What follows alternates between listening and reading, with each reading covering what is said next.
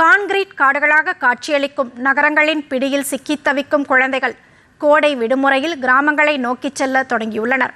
மழலைகளின் மனதில் மாற்றத்தை ஏற்படுத்தும் கிராம வாழ்வியல் குறித்த சிறப்பு செய்தி தொகுப்பினை காணலாம்.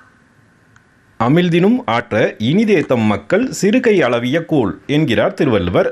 எவ்வளவு பெரிய சுவையான உணவை விட ஒரு குழந்தை தனது பிஞ்சு கைகளால் கசக்கி பிசைந்து கொடுக்கும் எளிய உணவு பெற்றோர்களுக்கு மிகுந்த மகிழ்ச்சியையும் சுவையையும் தரும் என்பதே இதன் பொருளாகும்.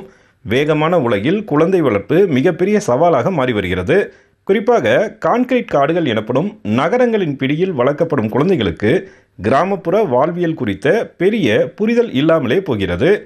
மாலை முழுவதும் விளையாட்டு என்கிற மகாகவி பாரதியின் எண்ணம் பெரிதாக கைகூடவில்லை. தெருக்களில் மண்ணில் விளையாடும் குழந்தைகளை நகரத்து வீதிகளில் காண முடிவதில்லை.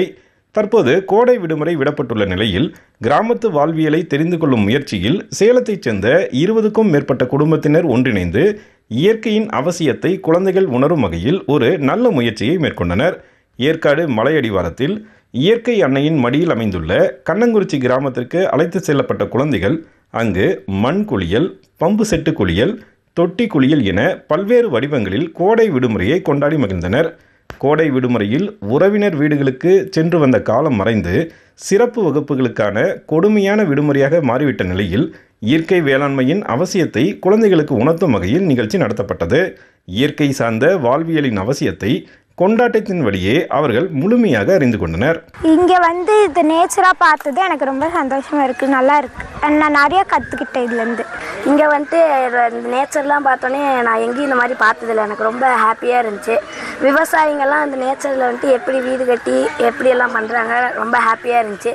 அப்புறமேட்டு இங்கே இருக்கிற வாட்டர் பம்ப் செட் குளியல் எல்லாத்தையும் குளித்தது எனக்கு ரொம்ப ஹாப்பி. நேச்சர் சூப்பராக இருக்குது. நான் இங்கே வந்து நிறையா குடிசைகள் இப்போலாம் நான் வந்து கூட்டாஞ்சோறுலாம் எப்படி செய்கிறாங்கன்னு பார்த்துருக்கேன். குழந்தைகள் மண்ணில் விளையாடினால் உடை மட்டுமே அழுக்காகும். ஆனால் செல்போனில் தொடர்ச்சியாக விளையாடும் போது மனமே அழுக்காகும் சூழல் உள்ளது. இந்த நிலையை கிராமப்புற அனுபவம் மாற்றி அமைத்துள்ளதாக பெற்றோர் மகிழ்ச்சி தெரிவித்தனர்.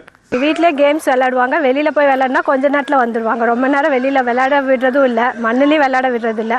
இங்கே வந்து ரொம்ப நேரம் விளையாண்டது அவங்களுக்கும் புது எக்ஸ்பீரியன்ஸ், எங்களுக்கும் புது எக்ஸ்பீரியன்ஸ். சிட்டி லைஃப்பில் வந்துட்டு வில்லேஜ் பக்கம் நமக்கு தெரியாது, விவசாயம் பேசிக்காக நம்ம படித்ததோடு சரி, லைவாக எக்ஸ்பீரியன்ஸ் பண்ணுறது புது எக்ஸ்பீரியன்ஸ், நல்லா இருந்தது. தற்போதைய மெய்நிகர் விளையாட்டுகள் வீட்டின் கதவோடு குழந்தைகளை சங்கிலி போட்டு நிறுத்திவிட்ட நிலையில் மறந்து போன சிலரால் மறைந்துவிட்ட விளையாட்டு உணர்வை மீட்டெடுக்கும் முயற்சி வரவேற்கத்தக்கது. சதா சர்வகாலமும் செல்போன் எனும் மாய உலகில் சஞ்சரிக்கும் குழந்தைகளுக்கு கிராமங்கள் மட்டுமே உண்மையான வாழ்வியல் அனுபவத்தை தர முடியும் என்பதை நிரூபிக்கும் வகையில் இந்த நிகழ்வு அமைந்துள்ளது. டிடி தமிழ் செய்திகளுக்காக சேலம் மாவட்டம் கண்ணங்குறிச்சியிலிருந்து விஜயகுமார் குணசேகரன்.